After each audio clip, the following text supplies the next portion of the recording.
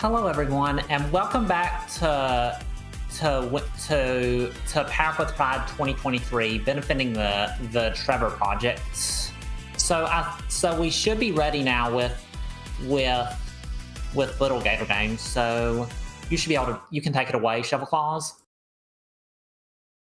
Hi there. Welcome, everyone, to Little Gator Game. Let's go! This game is a very, very cute 3D action-adventure game. This is not an action game. I'm getting my intros mixed up. This is a 3D adventure game where you play as this little guy, this adorable little gator, and you go around making friends, and that's literally it. This is a game about making friends, but it goes fast. Additionally, I believe we had a character name bid war, so if I could get the winning selection on that. Okay, so the winning name is Cecile with an E at the end with $35 CECILE. All right. Cecile, our new gator friend, will join us. One thing to go over right fast is that we actually have a speedrunning mode in this game, which will instantly skip all dialogue. It'll automatically attack when you hold down the mouse button at max speed, and additionally, automatically names our gator at the beginning of the game. So what we're here on is file 1, we rename it on file 1, then when we quit the title and go to our new game, it'll name our gator for us. So, with that, we can go ahead and start counting down. Time will begin on new game. We additionally have an in-game timer here, which removes the one load that is like 5 seconds, but it's nice to have regardless, so I'll know my time. And with that, we are ready to get started. So, we will begin in 1, 2, 3, go! Alright. So, we start out here in this little tutorial flashback sequence. Oh, my terrain is loading in wonky. It's fine. And you can see automatically, by text, I don't know what's happening in this game anymore. I learned through reading, and I can't read anymore, at least. So you'll see, Cecile, we have named our gator. To explain what this game's story is, basically, we are a little gator, and we have our big sister, and together we play kind of a real-life, childish version of games like Zelda, RPG games that you might know and love, and pretty simple. It's just that, but in real life. And we play this all throughout our childhood, but eventually our big sister gets busy with college, which, damn, I know how that feels. So we have to convince. Hold on, I'm actually. Oh, I wanna turn up my. There we go. I don't like my terrain loading in all weird. It's throwing me off. Anyways. Eventually our big sister gets busy with college, and so we have to convince her to join back our game. We're gonna hopefully get a big, not a great boost off that. You can jump on down there to get a big gravity boost, but we need the help of 3 of our friends. The first one here is Martin. Martin sends us on fetch quest to pick up the pot lid, which he transforms into a shield, and you can automatically see the biggest movement mechanic of this game. Shield surfing. That's right, directly from Breath of the Wild. This game has really cool movement, actually, and you'll see it here. Because shield surfing is the name of the game for this entire run. Additionally, shield surfing will allow us to destroy our enemies, these cardboard monsters that... Oh, please... Yeah, nice. The cardboard monsters that trap Gerald there, we break him free with the shield. Additionally, that gives us craft stuff. Craft stuff is very important for one part of this run and nothing else. Well, I guess 2 parts, but this part you should never fail. Avery wants us to craft a little hat, silly little hat on our gator. And off we go. That's Avery's part of the quest done. I am doing the all friends route of this. I'm not doing all friends. Look, I've been running one category in this game recently. Anyways. We pick up the stick to help out our 3rd friend here on the tutorial island, Jill. Jill is our last, and she gives us the sword, which we don't super use a lot, but you might not have noticed it, because if you've played this game, if you haven't played this game, it's not immediately obvious. We actually do that tutorial island kind of in reverse. You're kind of intended to go up the mountain and then talk to Avery last. but we get the shield early because it's a lot better. And with that, the tutorial is done. We're opened up to this brand new world where we're gonna make a bunch of friends, because we need friends for 2 reasons. First, we talked to S3rd Air to deny directions. We know what we're doing. We don't need them. But we need friends for 2 reasons, one of which is at the end of the game, so we won't worry about it too much. But the other reason is because we need to do 3 main quest lines, and that will give us friends, thankfully. But those quest lines will hopefully help us build a really cool playground for at the end of the game that you'll see later on. We take kind of a roundabout path here to get to the forest to start our first main quest.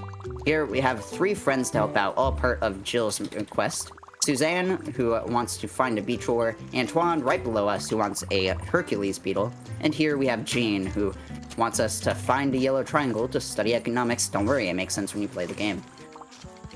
So here are Jean's blue monsters. These guys will eventually drop a yellow triangle. But by eventually, I mean you have to kill all of them. The whole joke there is that it's a rare drop, which is always on the final enemy possible. While we're doing that, we're gonna hop on over, take a quick detour to help our friends sort out their lunch. And there we go. That's 3 quick friends, and that's going to be the name of this game, is routing out as efficient as possible friends. We've already done this, of course, but we will be avoiding a lot of people in this run just because they're not as fast. I'm gonna hop down to help Billy after we took the bowling ball out of his blowhole. We need to hop down to talk to him again. And then here we have the Hercules beetle chase. However, one quick detour. We will hope we have enough. Thank God. Okay. We need 500 craft stuff for the shuriken there. The shuriken is kind of like a melee weapon, or a ranged weapon, as opposed to our sword with a melee range. That there was Trish. Trish we just pretend is invisible, and it's that's a quick friend, easy.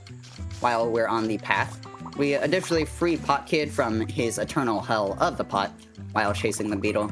We're gonna finish up the beetle chase here by letting Antoine catch it, and then we're gonna beat up this rock. Don't worry about it. This rock's a bad person. Tax fraud. Anyways, we need to beat up the rock in order to tie a stick to it. Paleolithic tool. It's fine. Don't worry about it. Then we'll talk to Antoine. He's got his beetle. He's happy.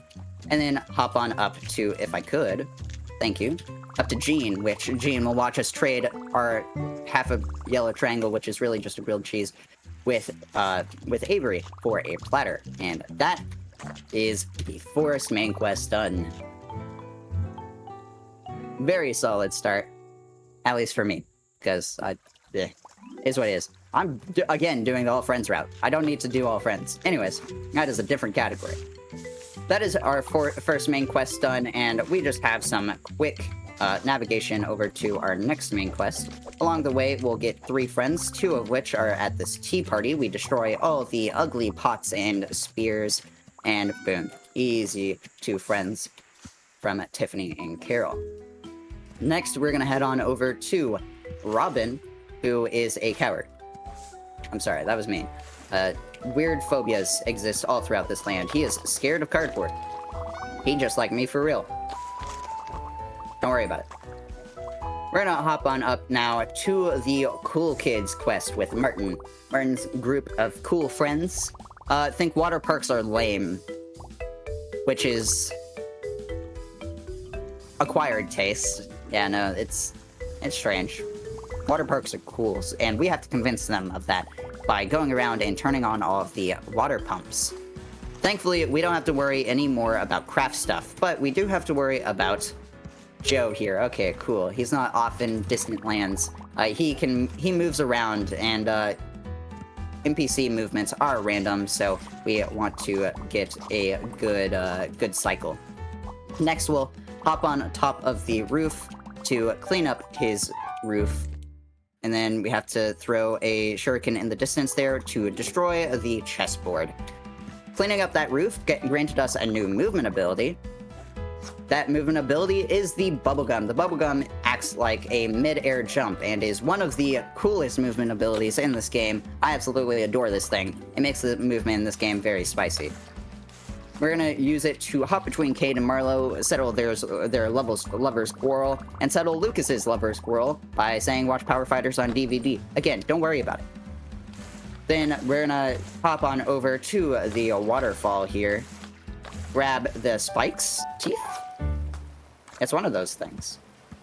And then small flashing lights warning coming up. It's pretty brief, so I'll mention it once we're done. We have a little Ace Attorney LA Noir type trial here against Duke. We go truth, or doubt truth, lie truth doubt. How did I forget that? What happened? There we go. And boom, that is the pump turned on with Duke. All we have is one more. Flashing lights warning is over. We're gonna hop on over to Becca and return her teeth. That sounds like something out of an analog horror. I swear it's not. We're gonna hop on down to Jada. And we have to take care of Magnolia here, our beloved little tree friend. First, we need to support it using some grass clippings. And then hop on up for some fresh water. Which is... Look, there's water on the ground. Don't question it. It's fine. And then small tech here, we're going to use a shuriken and transform into our shield mode. The shuriken then gains the properties of the shield, with the shield automatically destroys all cardboard. I don't really know why that works, but it's fine. Magnolia is now a beautiful tree, and that is our third pump turned on. So we just have to climb back up to the final pump, the first pump that we went to. And that is the water park quest done. The cool kids are satisfied. We can fit in a quick donation here as this cutscene ends. Okay, so I just like to plug some upcoming incentives. So in a couple of runs from now, we'll have live a live, and there's an aisle bid war for that, and you can choose the chapter that Sushi plays. Currently, Hard Metal Hadouken's in the league with $55. So if you want to switch that, get your donations in. Yeah, definitely get your donos in. Live Alive is a good game. I still need to play it, but you know, it looks cool. We actually used Billy to get up this mountain. Very useful because we just have him immediately available to us in the start, and he pays off pretty nicely. That's like the only reason he's in the route, by the way. That mountain climb is pretty rough otherwise. Then we're gonna hop on down to Esme. The whole plot of this third main quest is that the theater kids are all kind of beefing because they feel like their weird eccentric themes can't really fit into our big old game that we're playing. So we need to convince them otherwise, and this just feels like high school again. I can't lie. So we could get Esme some... Is that blood? That's blood? Blood ice? Sure.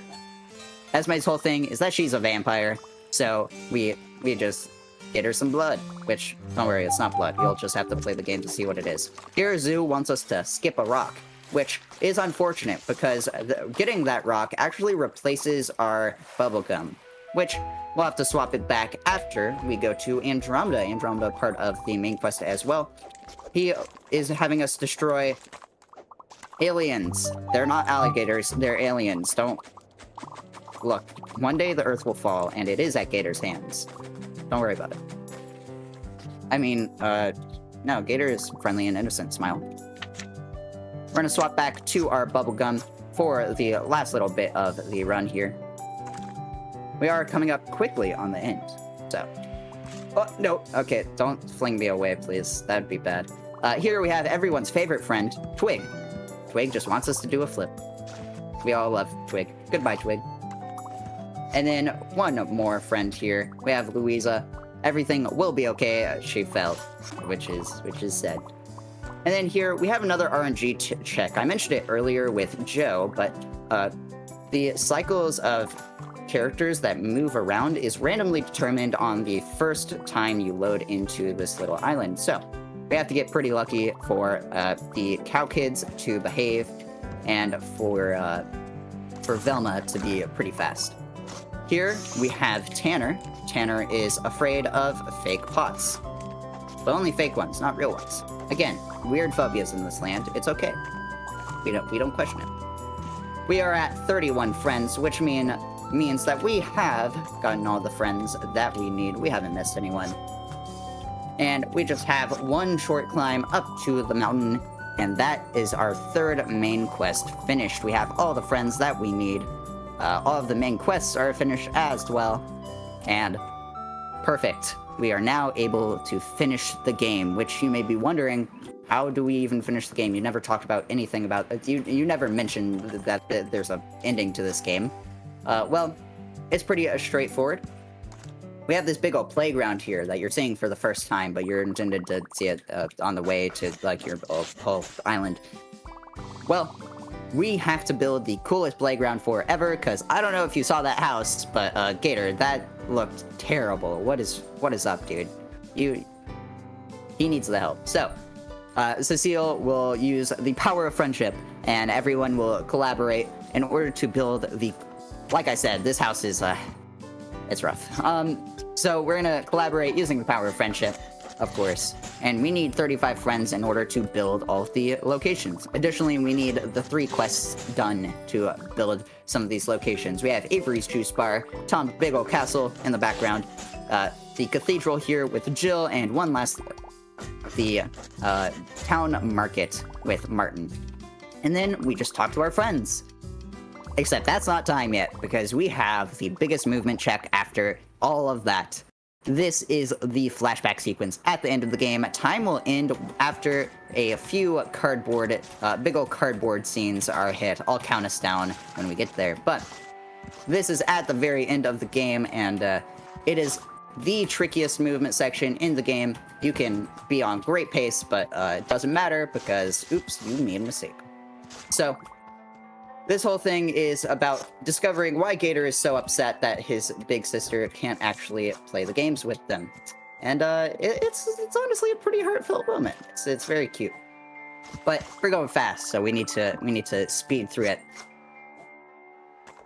Just 2 last sections here. All right. 2 more pieces of cardboard, 1 up this mountain. Thankfully, we have the bubblegum to help us on up. Nice. And time will end once we hit the big piece of cardboard at the bottom of this stage. Where am I right now, actually? Okay. Time in 1, 2, 3, time. All right. A 15:44 is pretty solid. That's like 30 seconds off my PB, which I'm pretty happy with. Nice, GG. That was Little Gator Game. This game is absolutely adorable. It is fast-paced and fun, but you don't have to play it as fast as I did. In fact, I'm on the relatively slower scale of runners. It's fine, don't worry about it. But Little Gator Game is absolutely adorable. I'm gonna shill for this game because there's so much you missed of it. You might think, oh, surely it told us everything. No, there's so much to this game that is so cute and so funny.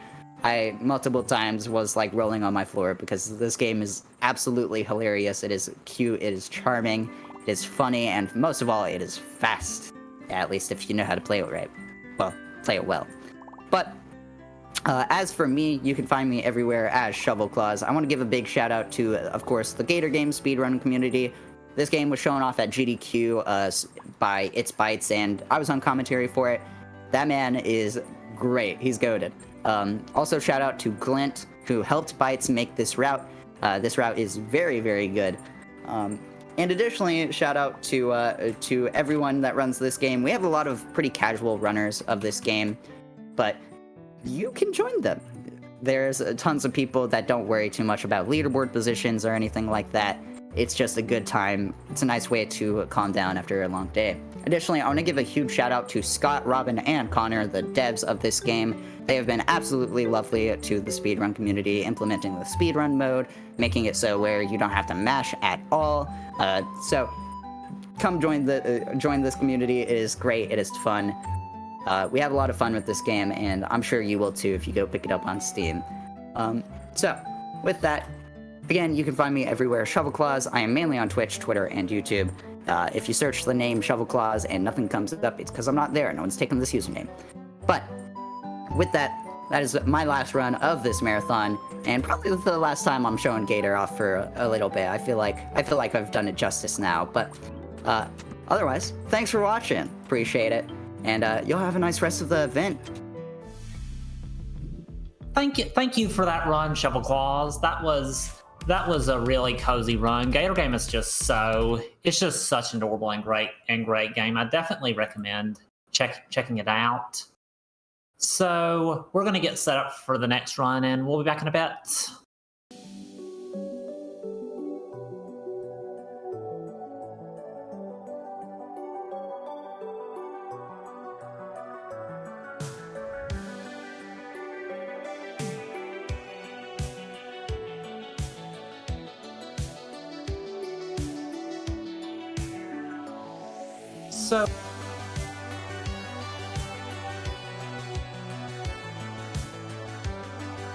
So while we're getting set up, I'll mention again our donation, our goal for the final bonus game of the marathon. If we reach $10,000 by the end of Super Lesbian Animal RPG, then the